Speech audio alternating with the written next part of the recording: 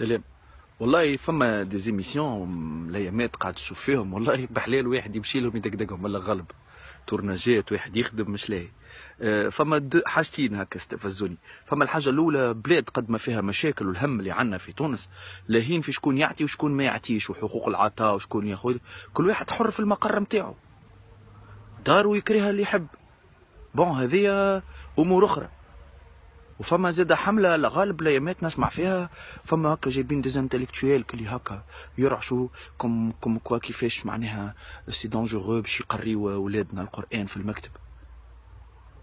والله سي شوكون، على خاطر انا بيرسونيلمون باش نقري ولادي القران واللي مش عاجبه يتعرض لي في الدوره كيما بابا الله يرحمه قراني القران، وهذا واجب على كل مسلم ومسلم.